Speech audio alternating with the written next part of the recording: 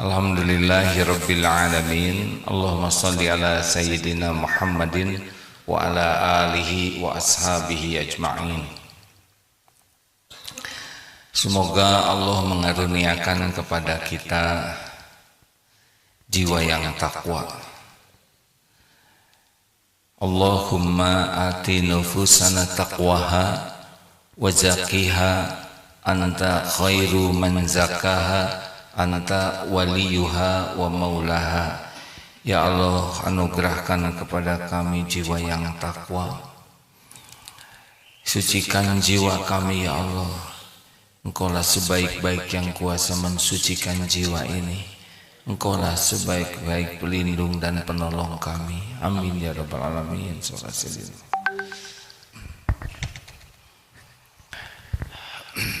Rekan-rekan sekalian,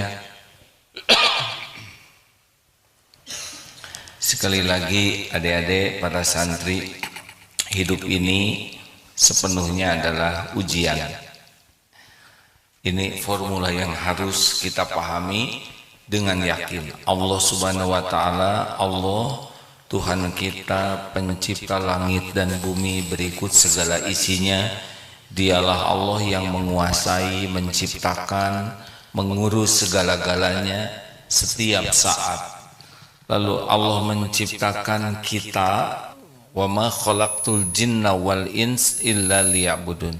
Jin dan manusia untuk mengabdi kepada Allah. Allah juga menciptakan malaikat. Malaikat sepenuhnya patuh kepada Allah. Kita fa'alhamaha fujuraha wa taqwaha. Diilhamkan di hati kita oleh Allah untuk kemampuan, diilhamkan untuk bisa berbuat baik atau juga ada kemampuan berbuat buruk. Fa'alhamaha fujuraha wa taqwaha. Keburukan dan berbuat baik ada di sini potensinya. Yang beruntung adalah qad aflaha man zakaha wa qad khaba man dasaha. Amat sangat beruntung orang yang mensucikan jiwa itu dan merugi yang mengotorinya. Jadi Allah menciptakan kita untuk mengabdi kepada Allah. Kita tinggal di dunia ini sebentar dan dunia ini adalah pelayan kita dalam mengabdi ke Allah. Itu rumus dasarnya ya. Allah Tuhan kita, kita hamba Allah, dunia berikut isinya pelayan kita. Kalau posisinya begini, kita akan bahagia. Tapi kalau posisi kita turun ke bawah, jadi hamba dunia, itu yang membuat kita tidak bahagia. Hamba harta, hamba popularitas, hamba gelar, hamba jabatan, hamba nafsu, hamba syahwat, hamba amarah, hamba pujian orang, pasti tidak bahagia. Jadi hidup di dunia sebentar ini adalah diuji oleh Allah dengan kebaikan dan keburukan. Kullun nafsin dha'iqatul maut wala nabluukum bisyarri wal khairi fitnah. Jadi semua yang bernyawa pasti akan merasakan mati dan Allah menguji kalian dengan bisyarri wal khairi, dengan keburukan dan kebaikan sebagai ujian. Jadi ujian aja sepenuhnya hidup ini. Nah, yang beruntung adalah yang lulus. Nah, bagaimana kita menghadapi ujian hidup ini? Adik-adik tolong rumus ini harus paham betul ya, terutama santri baru nih. Bahwa dunia ini ujian, dipuji, dicaci, dua-duanya ujian. Ada, tidak ada, sehat, sakit, diangkat, diturunkan, semuanya merupakan ujian. Nah, menghadapi ujian ini akan mudah kalau ditolong Allah. Itu rumusnya. Jadi yang paling penting dalam hidup ini, yang paling penting adalah bukan kita mampu menghadapi ujian hidup. Bukan itu. Yang paling penting adalah kita ditolong Allah menghadapi masalah apapun, baik nikmat maupun musibah. Kalau Allah menolong kita, maka kita akan dapat yang terbaik. Jadi Allah menguji, lalu Kalau kita ditolong Allah, kita selesaikan urusan ini dengan baik. Jadi yang ada dalam pikiran kita itu bukan menyelesaikan masalah sendiri, tapi bagaimana saya ditolong Allah dalam menghadapi berbagai ujian hidup ini. Jelas hadirin? Karena kita ini la haula wala quwata illa billah. Kita itu tidak ada daya, tidak ada kekuatan. Kita ini tidak ada daya, tidak ada kekuatan kecuali Allah yang menguatkan. Kita tidak punya apa-apa kecuali Allah yang menitipkan. Kita bodoh kecuali Allah yang ngasih ilmu. Kita punya dosa kecuali Allah yang mengampuni. La haula wala quwata illa billah ini artinya tiada daya, tiada kekuatan. Kita tidak ada daya untuk berbuat taat kecuali pertolongan Allah, dan tidak ada kemampuan meninggalkan maksiat kecuali dengan perlindungan Allah. Jadi la haula wala quwata ini tidak hanya dalam bentuk fisik, tapi kemampuan taat, kemampuan menjauhi maksiat juga itu tergantung pertolongan Allah. Jelas hadirin? Jadi urusan kita yang terbesar itu apa dalam hidup ini? Layak tidak kita ditolong oleh Allah? Jadi jangan takut menghadapi persoalan apapun, karena semua persoalan ada dalam genggaman Allah, dan semua persoalan itu tidak ada yang susah bagi Allah. Semua masalah itu ada dalam kekuasaan Allah sepenuhnya. Nah, yang disebut orang yang ditolong oleh Allah adalah kalau kita jadi ahli takwa. Wa may yattaqillaha yaj'al lahu makhrajan. Barang siapa yang bertakwa, baginya jalan keluar. Surat At-Tolak ayat 2 dan 3, 2 ya. Dalam wa yarzuqhu min haitsu la yahtasib, dan Allah akan berikan rezeki dari tempat yang tidak diduga-duga. Jadi kata kuncinya kalau ingin hidup ini bahagia, mulia, jadilah ahli takwa. Maka kita harus pelajari nih seperti apa ahli takwa itu. Kalau kita sudah mengerti, udah begitu saja kita jadi orang yang bertakwa. Nah, secara sederhana kata Abu Hurairah dan ada beberapa hadis lain, orang yang bertakwa itu, mengulangi lagi ya, seperti orang yang berjalan di sekitar onak dan duri. Apa yang terjadi kalau banyak duri, beling? Hati-hati, tidak mau salah melangkah. Nah, inilah ciri orang takwa, yaitu sangat berhati-hati di dalam melakukan aktivitas apapun. Bicaranya hati-hati, apakah niatnya, perkataannya, nadanya. Dalam berbuat juga hati-hati. Duri-duri itu adalah larangan Allah. Jadi kita jangan sampai menginjak duri, jangan sampai menginjak apa yang dilarang Allah. Nah, orang takwa itu cirinya adalah berhati-hati. Jadi mau bicara boleh, tapi hati-hati. Niatnya apa? Perkataannya apa? Karena orang yang kurang takwa, dia tidak hati-hati. Jelas ini? Adik-adik, ngobrol boleh? Boleh tidak? Boleh, tapi harus hati-hati. Tidak setiap ingin bicara boleh bicara, karena ada perkataan yang niatnya sombong, ria, pamer, niat yang berbohong. Banyak yang tidak hati-hati jaga niat, tidak jadi amal. Hati-hati memilih kata-kata, apakah benar atau tidak, dikasih bumbu atau tidak, menyakiti orang atau tidak, bikin orang tertekan atau tidak. Hati-hati, hati-hati. Nah, inilah yang sebetulnya membuat kita bisa hidupnya ditolong oleh Allah. Tentang masalah udah pasti banyak lah ya. Sepanjang waktu ini masalah, sepanjang waktu. Tapi kalau kita milih jadi orang yang disukai Allah, nanti Allah yang akan memudahkan. Wa may yattaqillaha yaj'al lahu makhrajan. Diberi jalan keluar. Nah, begitu rumus dasarnya ya. Jadi adik-adik, para santri jangan takut ngadepin apapun dalam hidup ini, karena hidup ini pasti ada takdirnya ya. Ada episode-episode yang berbeda, senang, susah, dipuji, dicaci, sehat, sakit, lapang, sempit, diangkat, diturunkan, didekati, dijauhi.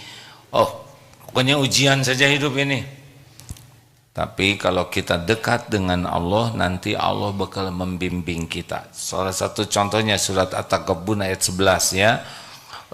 Ma asaba min musibatin illa biiznillah wa may yu'min billah yahdi qalbah wallahu bikulli syai'in alim.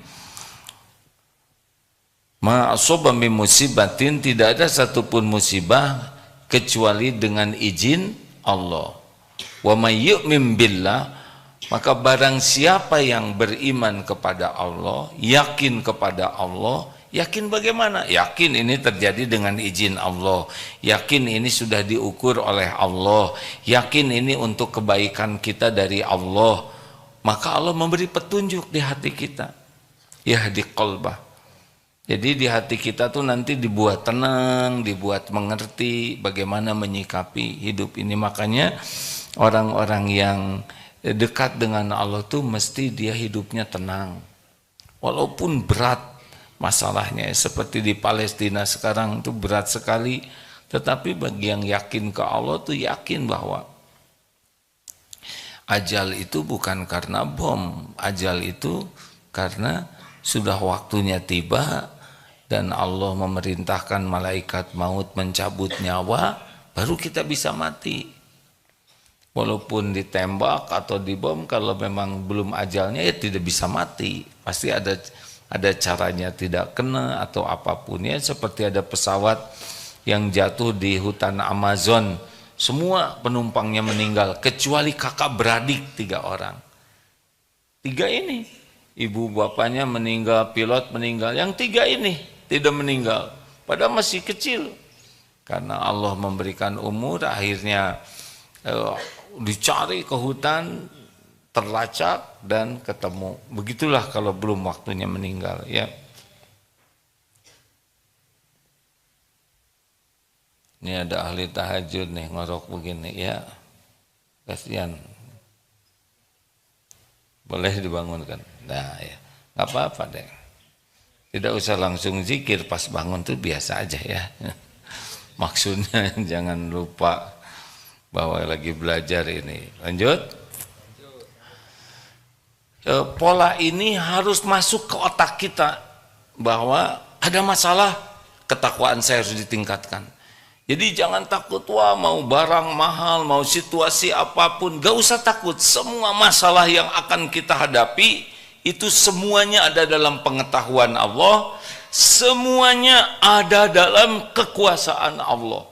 Tidak ada satupun masalah yang sudah terjadi, yang sedang terjadi, dan yang akan terjadi yang tidak diketahui Allah. Semuanya diketahui Allah, keperluan kita, keinginan kita, Allah mengetahui dan Allah yang menggenggam. Tidak ada satupun yang lepas dari pengetahuan Allah, lepas dari kekuasaan Allah. Jadi kita ini tinggal serius aja meyakini dan mematuhi. Begitu? Jelas tidak nih adik-adik? Kita sudah sering membahas banyak. Nah ini salah satu ayatnya tentang orang yang bertakwa itu. Ya, maaf ya.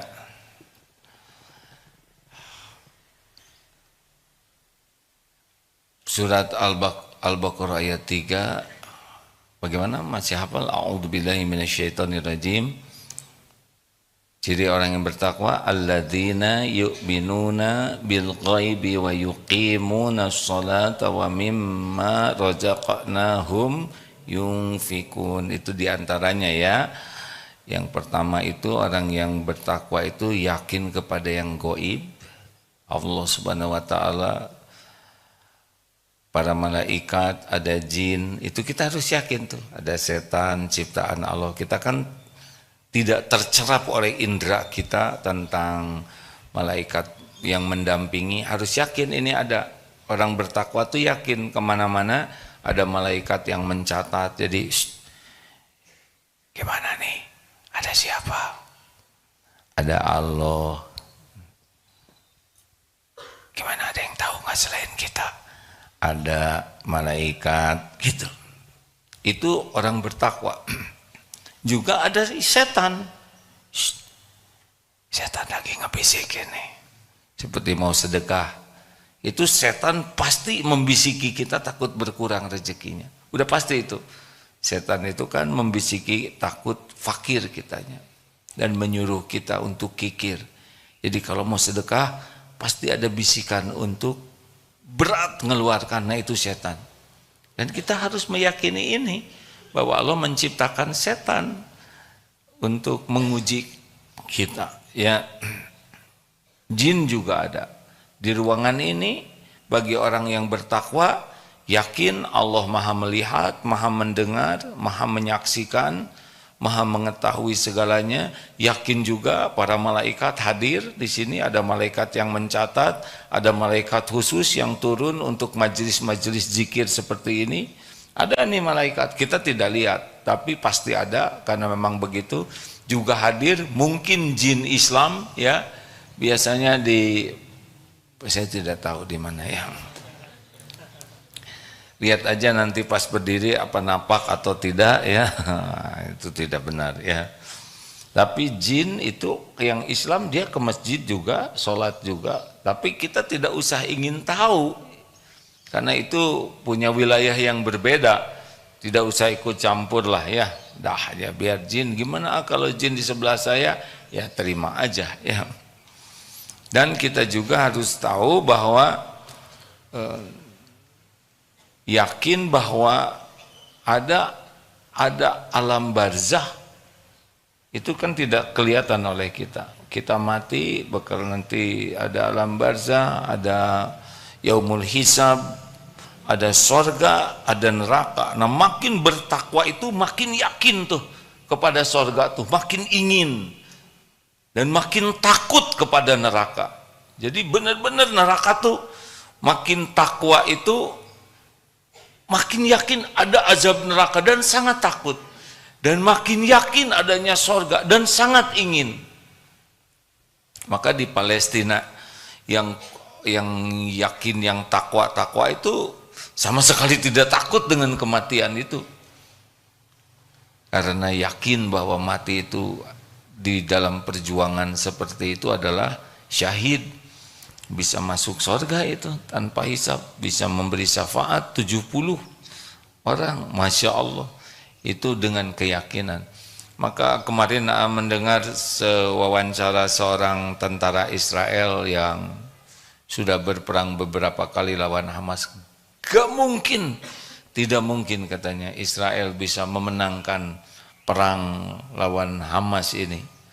Sudah 3 kali perang dan Hamasnya lebih kuat. Perang menang lebih kuat, lebih kuat, lebih kuat. Tidak mungkin dikalahkan. Karena, Karena keyakinannya beda dengan tentara Israel. Kalau tentara Israel takut mati, kalau mereka mencintai kematian, mereka mendarah daging itu. Dari orang tuanya, para pemudanya, anak-anak yakin sekali bahwa ini kehormatan berjuang sampai mati itu. Nah ini katanya tidak mungkin bisa dikalahkan, kecuali harus dicabut keyakinan seperti itu. Ya susah lah ya, ini kan hidayah dari Allah. Nah rekan-rekan sekalian, kemudian ciri yang kedua ahli takwa itu adalah sholatnya. Jadi kalau kita tidak pernah punya perhatian yang hebat kepada sholat, kita masih jauh dari keseriusan takwa. Karena sesudah alladzina yu'minuna bil ghaibi wa yuqimuna sholat. Jadi sholat ini serius sekali. Orang yang bertakwa ini serius ingin sholat khusyuk. Bukan ingin sholat, tapi ingin sholatnya khusyuk. Sholat yang diterima oleh Allah. Kan ada yang mengerjakan sholat, ada yang mendirikan sholat. Apa ciri orang yang sholatnya lalai? Ada berapa? Masih lupa? 6. 1. Ciri orang yang fawailul lil musallin alladzina hum an sholatihim sahun. 1. Berat.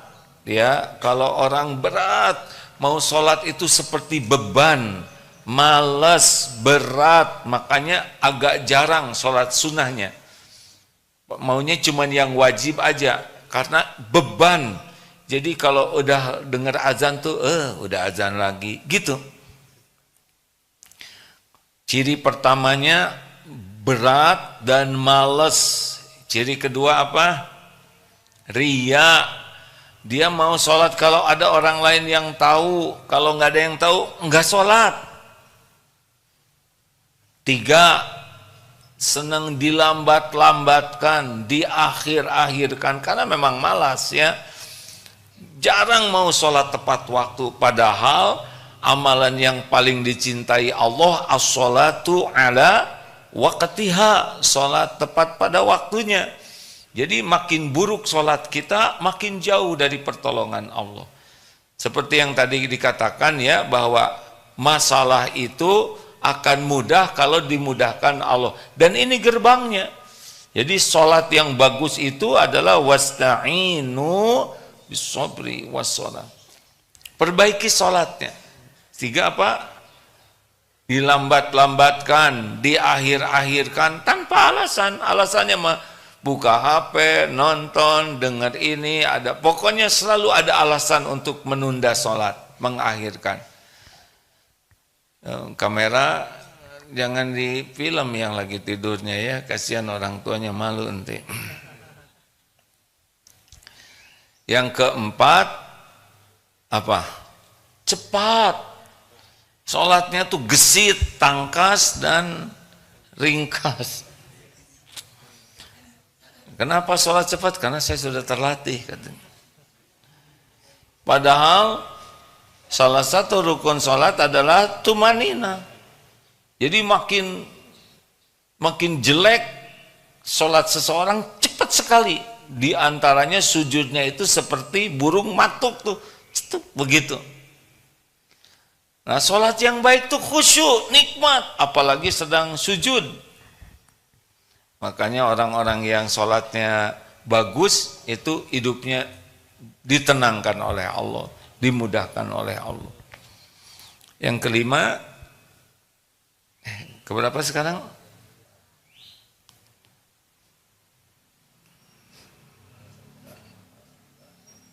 Sedikit ingat Allahnya. Jadi selama sholatnya tuh ngelantur aja. Adik-adik, ini serius ya. Pokoknya nggak usah cerita bahagia bagi orang-orang yang sholatnya seenaknya, nggak ada cerita bahagia.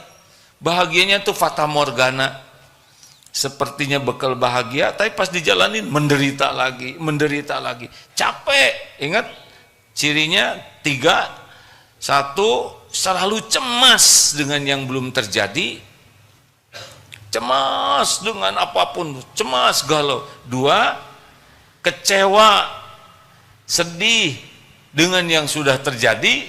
Jadi udah terjadi tapi penderitaannya sampai sekarang. Dan yang ketiga, capek aja hidup tuh, nggak ada tenangnya. Ini cirinya nih pecinta dunia. Ya orang yang kurang takwa tidak jauh dari 3 ini. Selalu cemas, yang kemudian ya kalau kata Imam Ibnu Qayyim yang keduanya itu capek, selalu letih batin, pikiran, hatinya tuh dan fisiknya juga. Dan yang ketiga adalah kecewa aja, sedih, nyesel, urusan-urusan tuh tidak pernah bikin dirinya puas. Dikasih aja makanan, makanannya kayak gini. Sayang sebelah jelek, ini sedikit. Pokoknya nggak ada yang bagus saja. Apapun yang sudah didapatkan tidak pernah membuat dia puas. Itu ciri orang yang kurang takwa, begitu ya. Dan sholat yang lalai yang ke-7, yang ke-6 apa? Malas berjamaah. Jadi berjamaah itu beban sekali. Maunya sholat sendiri saja.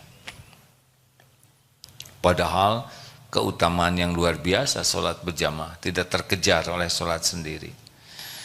Nah, rekan-rekan, ayo sudah hafal belum arti bacaan sholat? Karena banyak yang sholat tapi tidak ngerti arti bacaannya dan tidak pernah belajar. Harusnya kita menikmati orang yang sholatnya khusyuk itu hadir hatinya dalam setiap bacaan dan gerakan. Hadir dan menghayati. Nah, kalau tidak hadir berarti kosong tuh. Mulut bisa berucap tapi hatinya tidak hadir. Hadir dan menghayati. Makin bagus sholat seseorang makin takwa.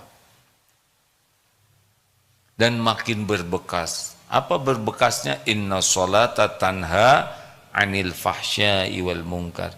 Sesungguhnya sholat itu mencegah dari perbuatan keji dan mungkar yang merugikan diri, merugikan orang lain. Jadi orang kalau sholatnya bagus dia pasti terjaga. Tapi dia sholat, padahal dia korupsi, tapi dia sholat pasti sholatnya nggak bagus. Karena kalau sholat bagus dia tidak korupsi. Itu dia pacaran terus, padahal dia sholat pasti sholatnya jelek.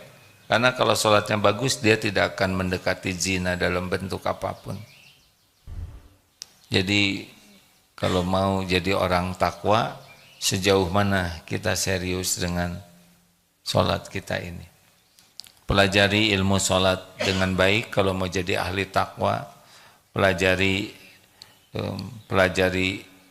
arti sholatnya.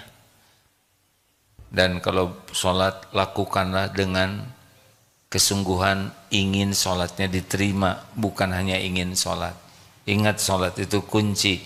Wasta'inu bisabri wassalah. Ada apa-apa sholat. Sedih, sholat. Punya keinginan, sholat. Kecewa, sholat. 5:30 sudah tiba. Ini hari Kamis ya. Udah masuk, Kak. Oh ya, silakan. Semoga guru kita dikaruniai kesehatan lahir batin, istiqomah dalam iman, amal soleh, dalam dakwah. Amin ya rabbal alamin. Silakan Pak Miftah, mangga.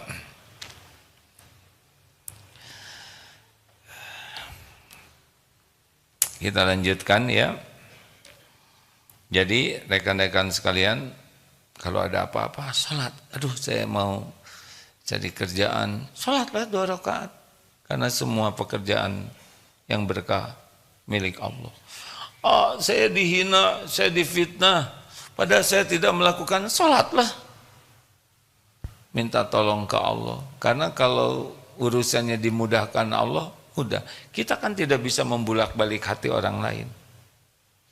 Ada yang misalkan nih, udah nikah belum nih yang kuning-kuning ini? Belum ya, ya nggak apa-apa. Yang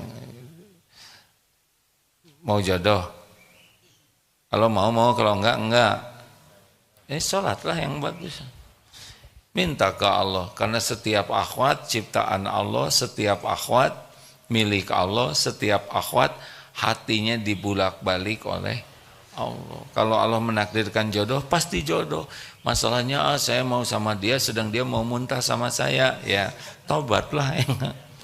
Mungkin itu saudaranya mengandung unsur-unsur yang memuakkan, ya tobat. Saya sudah mau, calon saya mau, orang tuanya nggak mau sholat. Allah yang ngebulak-balik hati. Nggak bisa dipaksa. Kita tidak bisa memaksa orang lain jadi suka, nggak bisa. Tapi setiap orang takluk kepada kekuasaan Allah. Kalau Allah buat mau. Wa yuridka bi khairin fala radda li fadli. Surat Yunus 107. Dan jika Allah menghendaki kebaikan, tidak ada yang bisa menolak. Enak. Allah semuanya. Allah yang menguasainya. Mau pergi ingin selamat, sholat. Ini saya dihina, saya jadi marah, sholat. Sedih, sholat.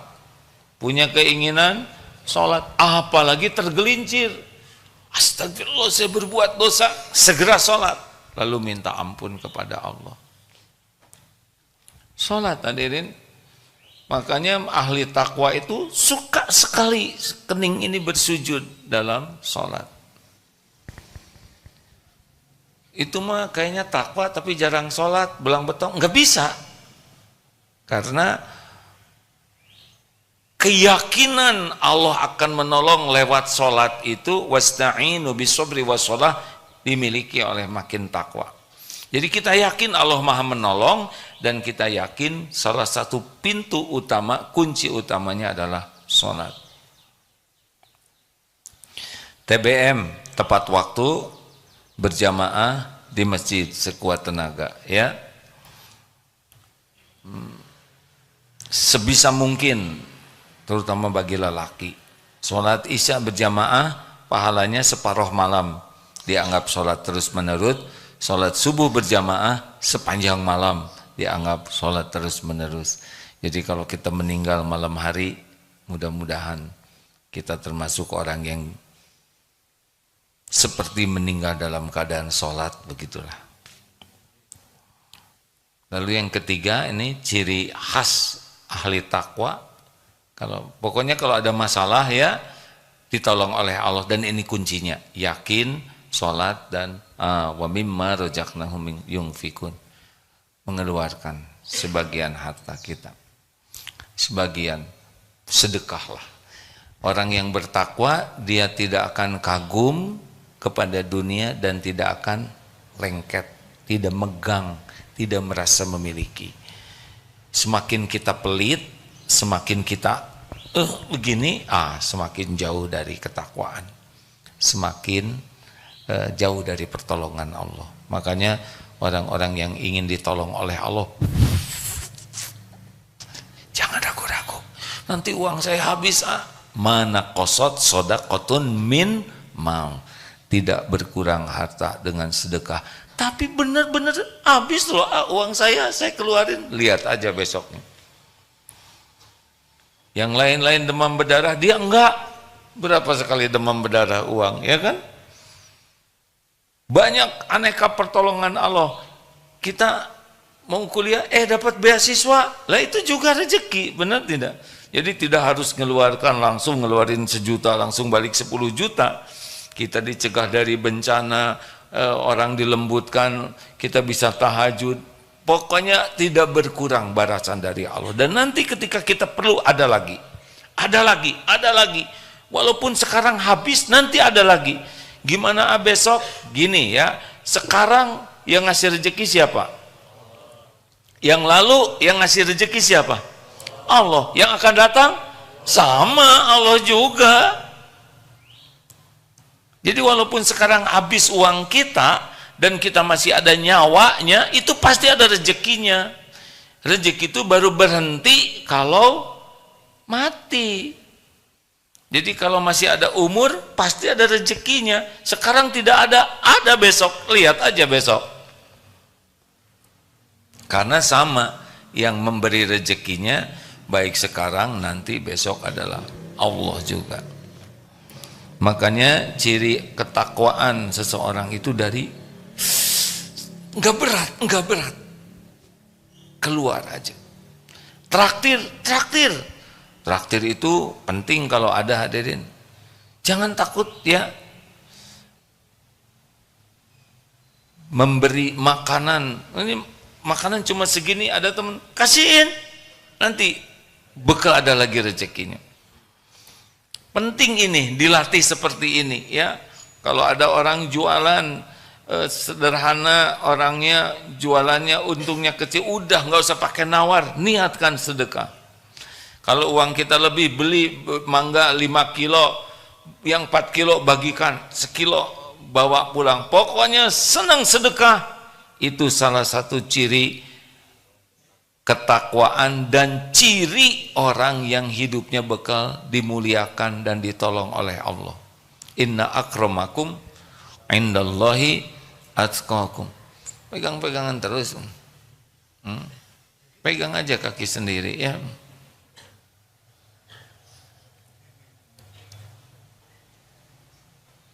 Jangan lakukan hal yang sia-sia.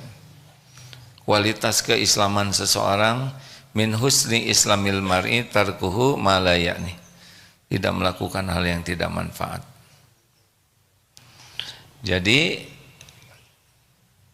periksa nih, saya ini ingin bahagia, saya ingin mulia, saya ingin ditolong Allah. Salah satu cara ketiga adalah senang. Mau makanan, mau uang, mau benda, senang sedekah. Ngebahagiakan orang. Saya nggak punya uang, pakai kata-kata yang baik itu pun sedekah. Saya susah ngomong baik, jangan ngomong jelek itu pun sedekah. Pokoknya di mana kita ada, nggak usah kebanyakan ngitung dan mikir.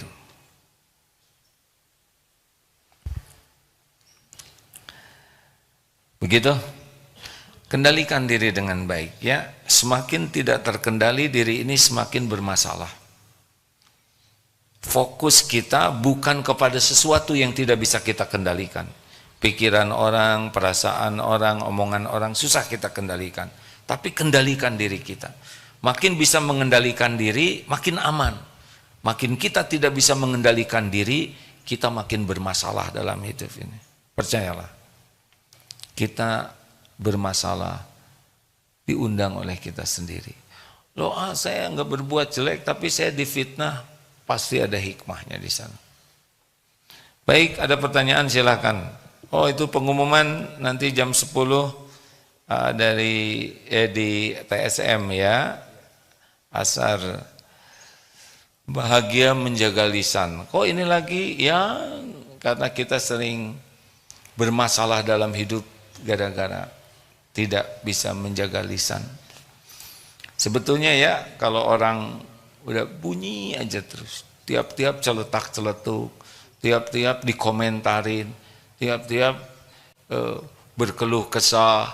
Nah, makin begini hidupnya itu sudah makin tidak bahagia, makin banyak masalah. Bahagia itu falyakul khairon aw liyasmut. Berkata baik atau diam, itu bahagia.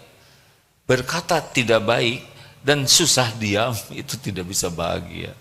Jadi sebetulnya kita bisa lihat, tapi itu ngebodor terus. Siapa pada waktu ngebodornya mungkin lucu, tapi hatinya tidak bahagia aslinya. Stres, tegang, karena Allah tidak menyimpan bahagia pada terus-menerus ngebodor. Sesekali boleh, tapi kalau terus-menerus ya bukan sesuatu yang baik. Ada pertanyaan silakan. Ini santri baru masa keemasan Pak? Acungkan tangan masa keemasan. Masya Allah, selamat datang. Baru aja di wisuda, sudah daftar lagi Pak. Angkatan baru ya, angkatan berapa? 61. Alhamdulillah. Selamat datang, selamat menikmati jamuan ilmu ya. Man yuridillahu bihi khairan yufaqihu fid din.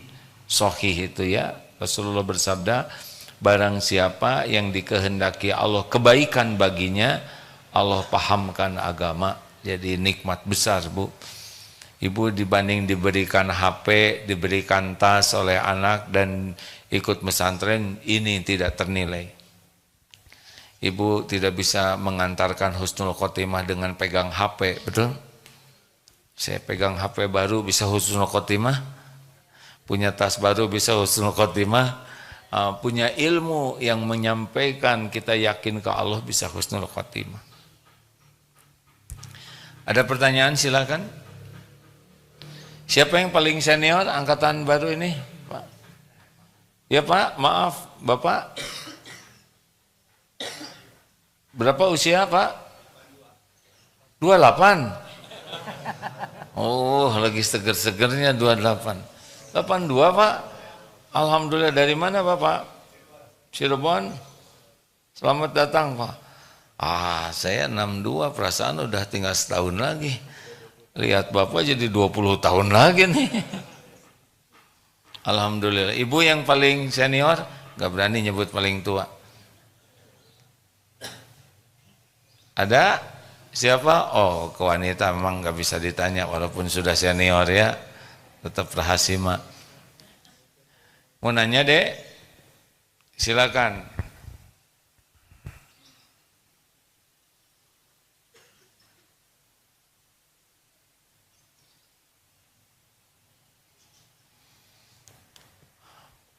Ini masih agak jet lag, baru tiba tadi jam 20 menit sebelum adzan subuh. Perjalanan dari Tokyo ke sini. Tokyo ke Jakarta, Jakarta, Bandung. Ya Dek, silakan. Assalamualaikum warahmatullahi wabarakatuh. Waalaikumsalam warahmatullahi wabarakatuh. Perkenalkan, saya santri dari SMA Putri. Izin bertanya, A. Kalau takdir setiap orang itu sudah ditetapkan oleh Allah dan baik buruknya taubatnya seseorang itu tergantung bagaimana Allah tuh kasih kapan hidayahnya dan membolak-balikan hatinya. Lalu bagaimana dengan seseorang yang ingin berubah, ingin bertaubat tapi Allah belum menghendaki takdirnya untuk bertobat, Allah belum memberikan hidayahnya. Berarti apa itu bukan sepenuhnya salah manusia itu sendiri, A? Terima kasih. Allah sudah berjanji begini. Satu, fa'alhamaha fujuraha wa taqwaha. Allah sudah mengilhamkan di hati kita mau berbuat buruk atau baik. Jadi bedanya kita dengan binatang, dia tidak punya memilih. Kita boleh milih. Dan kalau kita sungguh-sungguh, Al-Ankabut 69, walladzina jahadu fina lanahdiyannahum subulana. Dan orang-orang yang bersungguh-sungguh kepada Allah, Allah benar-benar menunjukkan jalan-jalannya. Jadi kalau orang mau tobat dan Allah udah tahu nih, dia pengen tobat, Allah nanti nunjukin.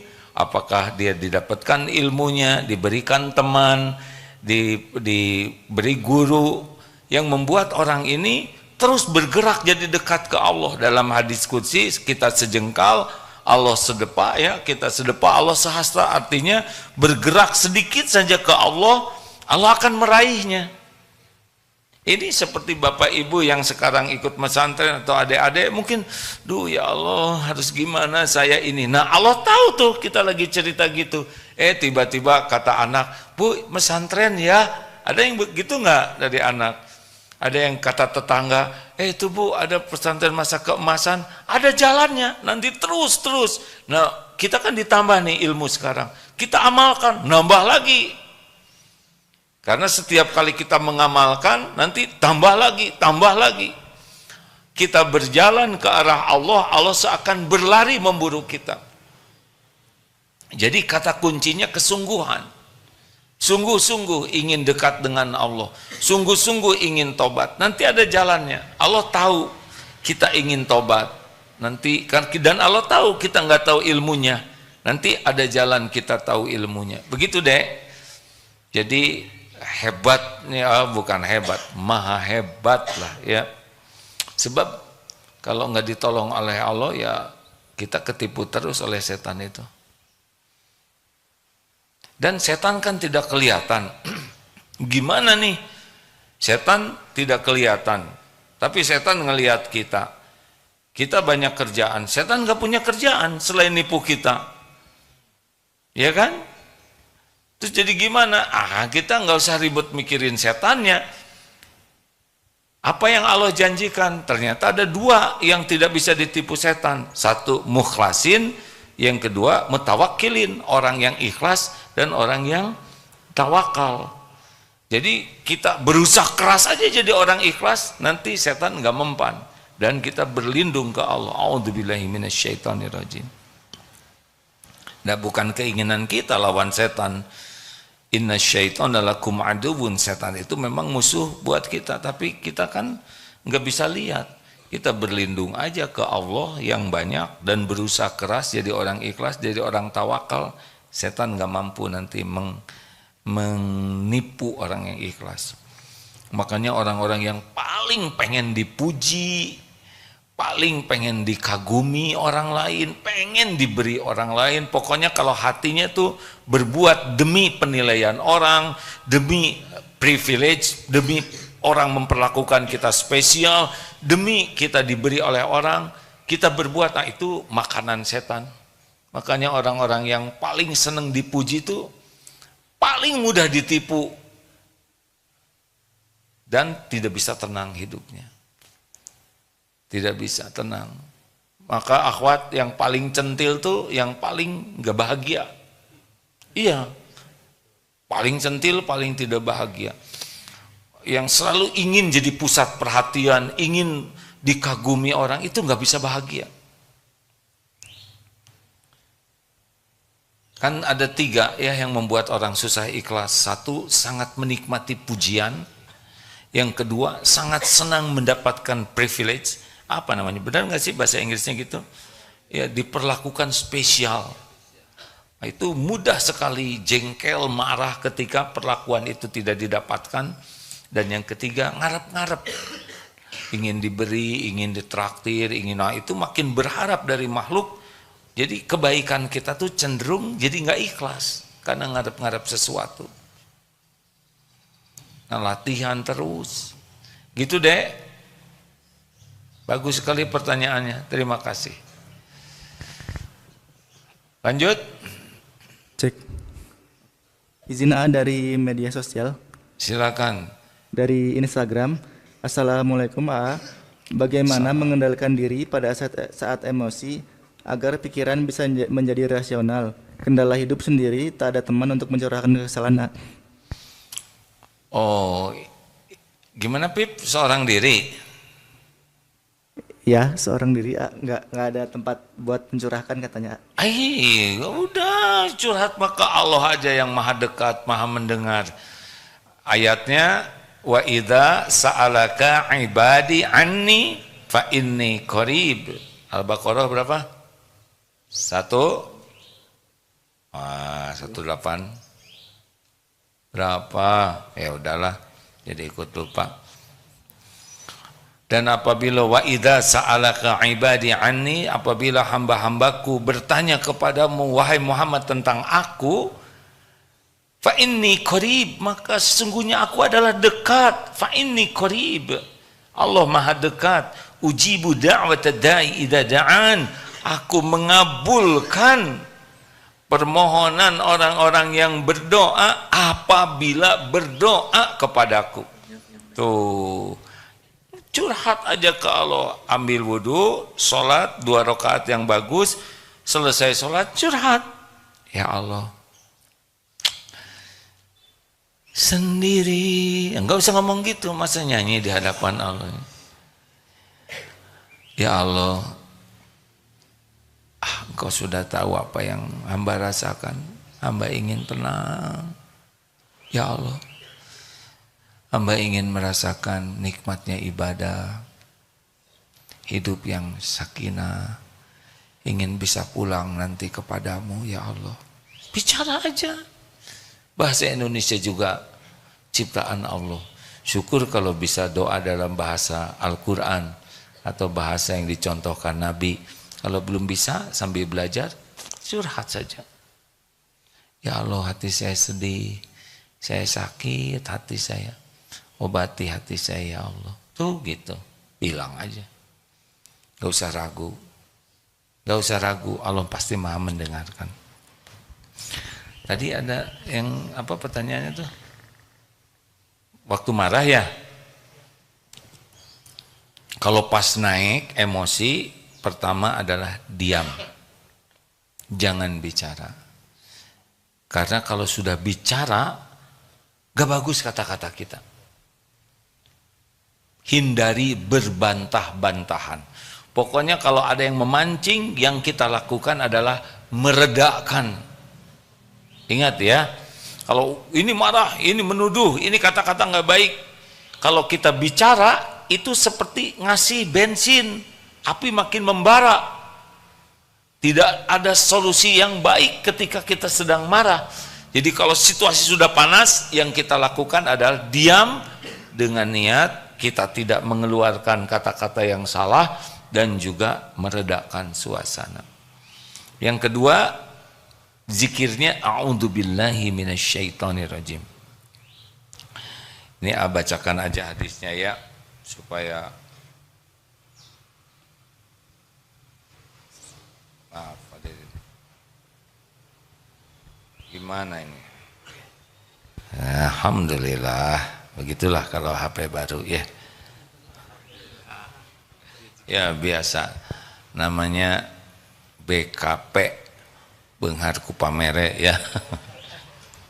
Pemberian wah nggak keluar nih ininya kata-katanya, maaf nih. Sedang ada sedikit. Nah jadi intinya gitu aja lah. A'udzubillahi minasyaitonirrajim. Pokoknya kalau lagi nggak enak, a'udzubillahi minasyaitonirrajim, a'udzubillahi minasyaitonirrajim. Kalau misalkan ini suami istri lagi marahan, na'udzubillahi minasyaitonirrajim. Jangan hanya Kalau a'udzubillah saya berlindung. Kalau nahnu kami berlindung. Na'udzubillahi minasyaitonirrajim. Apa komat kamit? Lagi berlindung ke Allah dari godaan setan. Emangnya saya setan? Bukan.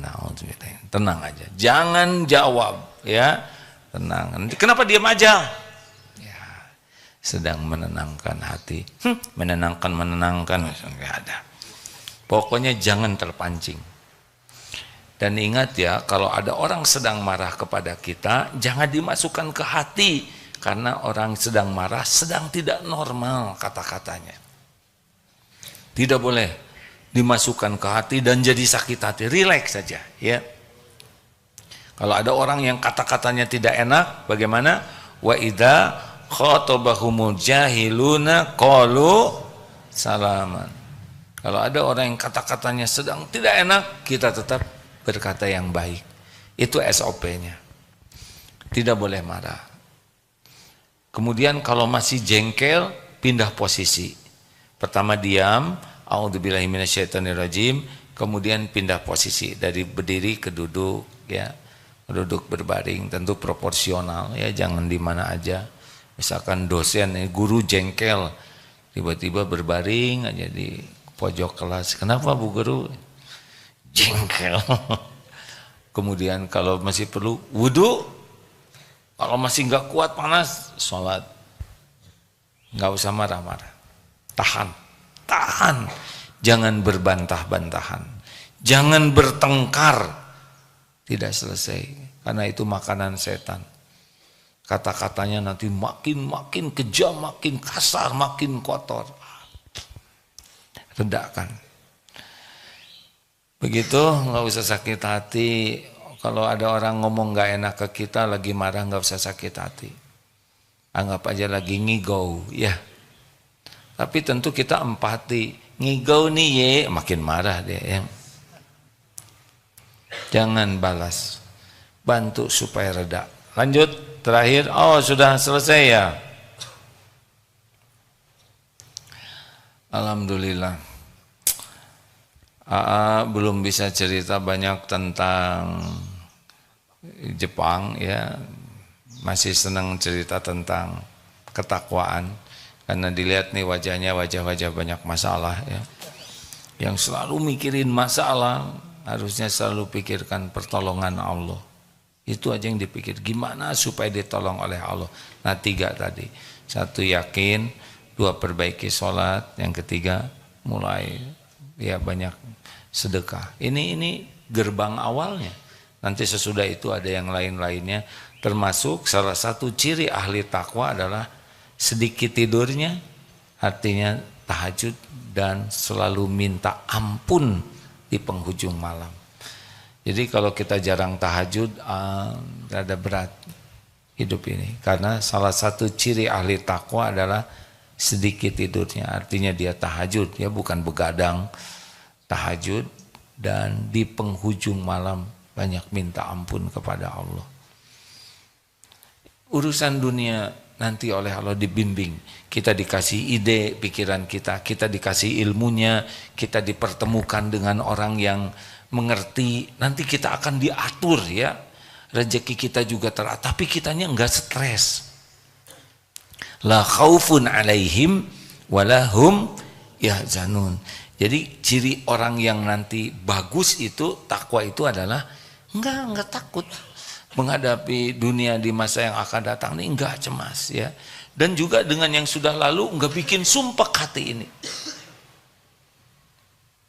Anteng halakosa hayin layin qorib sahol, tenang menenangkan, teduh meneduhkan, sangat penyayang, sopan, santun, lembut, tidak emosional, qorib, hangat, humble, ya menyenangkan, dan sahal, mudah urusannya itu, tidak ribet.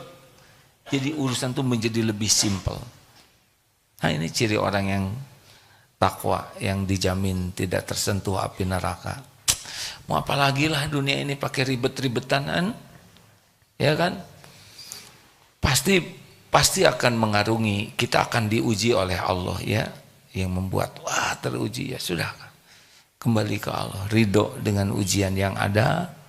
Ini episode memang harus saya jalani, sabar, jangan keluh kesah, minta ampun terus kepada Allah, perbaiki sholat, perbanyak sedekahnya, perbanyak berbuat kebaikan, gitu. Nanti urusan itu ada jalannya sendiri. Dipikir-pikir juga pusing sendiri. Kalau tidak dibimbing oleh Allah, udah bodoh, banyak mikir, pasti stres. Harusnya mikirnya dibimbing oleh